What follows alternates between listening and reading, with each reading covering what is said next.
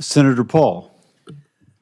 I think the discussion over vaccines is so oversimplified and dumbed down that we never really get to real truths. And it's why people up here are so separated from real people at home. So we talk about hepatitis B. It's a terrible disease. It could lead to liver failure, as the chairman said. But the reason you have distrust from people at home, why they don't believe anything you say, and they don't believe government at all, is you're telling my kid to take a hepatitis B vaccine when he's 1 day old. You get it through drug use and sexually transmitted. That's how you get hepatitis B. But you're telling me my kid has to take it at 1 day old. That's not science. And so every person with a bit of common sense, even people who don't resist vaccines, I vaccinated all my kids. I believe vaccines are one of the modern miracles beyond all pale. The Speckled Monster is a great book about the introduction of the smallpox vaccine in 1720 into our country. All miracles. But I'm not a one-size-fits-all. It's not all or nothing. I chose to wait on my hepatitis B vaccine, and we did it when they went to school. Does that make me an awful person? Does that make me an anti-vaxxer because I questioned the government dictate of whether I do it? And I'm not speaking for anybody else. I'm only speaking for myself. But for goodness sakes, let's have an honest debate about these things. The COVID vaccine. If you ask me my opinion, the reporters run up and down the hall and they say, "You still anti-vaccine?" No, I'm pro-vaccine. But on the COVID vaccine, and on the COVID illness, there was a 1,000-fold or more difference between the elderly and children. If you don't acknowledge that, you're committing malpractice. You're showing your ignorance. If you say a 6-month-old must be mandated to get it, the science is not there. So all this blather about the science says this and the science says that, no, it doesn't. The science actually shows that no healthy child in America died from COVID. Look it up. No healthy child died from COVID.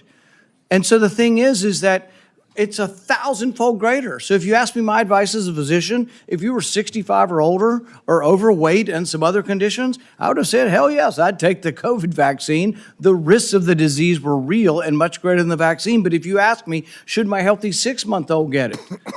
See, these are the nuances you're unwilling to talk about because there's such a belief in submission. Submit to the government. Do what you're told. There is no discussion. There ought to be a debate. You're not going to let him have the debate because you're just going to criticize and say, it is this, and admit to it, or we're not going to appoint you. But it's more complicated than that. And this is why people distrust government, because you're unwilling to have these conversations. And go home, ask your Democrat young mothers, your Republican young mothers, if they're vaccinating their kid for hepatitis B, and they're like, well, do I have to do it on day one? It's this precious little baby. Is there science to say you shouldn't do it? Probably not, but it's my kid. It's like, there isn't clear-cut science saying not to. But on autism, there's no good science of anything to show what causes autism. We don't know. It's a profound disease. I know many moms here and dads who have kids with autism. I know them personally. I've met their kids. But the thing is they saw their kids developing completely normal, maybe speaking 100 words go to no words at about 15 months of age.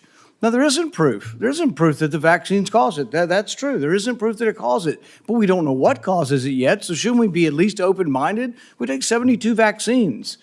Could it be? I don't know. But we shouldn't just close the door and say we're no longer, because we believe so much in submission, we're not going to have an open mind to study these things. And so it's sort of this crazy notion. Schizophrenia, I would put in the same notion. You have a kid who's completely normal to 18 or 19, and their brain goes haywire. How does that happen? It's the most bizarre disease. Shouldn't we be open? Could it be our food? It might be vaccines, it might be our food, but autism's more common. I don't know about the schizophrenia statistics, but autism is more common. Shouldn't we want to be open-minded? Instead, we're so closed-minded and we're so consensus-driven that the science says this. Well, science doesn't say anything. Science is a dispute, and 10 years from now, we could all be wrong.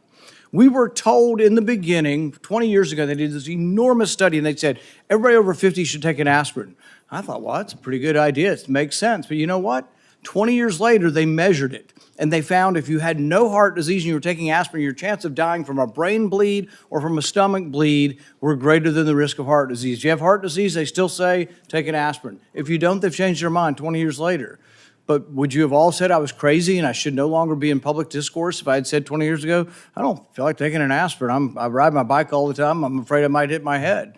But that's what a country's about. It's what dissent is about. So just ask you to look at the larger picture and give the guy a break who says, I just want to follow the science where it leads without presupposition.